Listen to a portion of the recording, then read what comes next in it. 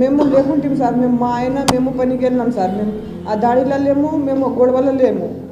రాత్రి అరెస్ట్ చేసిండ్రంటే రాత్రి వచ్చిండ్రు సార్. మాకు మా చిన్న కొడుకు కూడా కొడితే ఎవరు కొడుతున్నారని వాడు నిద్రలో లేచిన తర్వాత వాడు గడ తీసిండు, డోర్ తీసినాక వాడికి కూడా వేసిండ్రు సార్.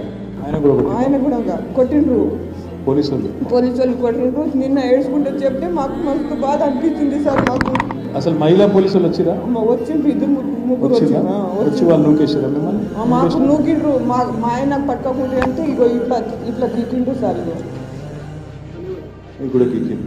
మీ ఆయన కలిసినావా జైల్లో? లేదు సార్. ఎక్కడ ఉన్నాడు? పరిగిలు ఉన్నాడా? ఇక్కడ ఉన్నాడా? అవి ఇప్పుడు ఏడ ఉన్నారు మాకు తెలియదు సార్.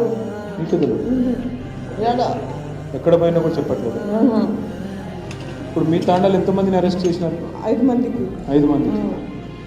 మరి ఆ 5 మంది కూడా ఎక్కడ ఉన్నారో ఎవరికి తెలియదు? 5 మంది అంటే ఇద్దరికి పంపిండ్రు సార్. మా చిన్న కొడుకు వయసు లేదని పంపిండ్రు. ఇప్పుడు మీ భర్త మాత్రం అరెస్ట్ అయ్యాడు.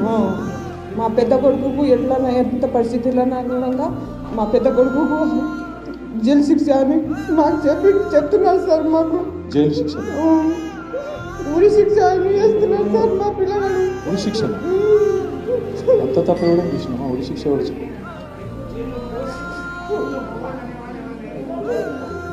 మా పిల్లలంటే మాకు ఎంత బాధ సార్. మాకు మా పిల్లలు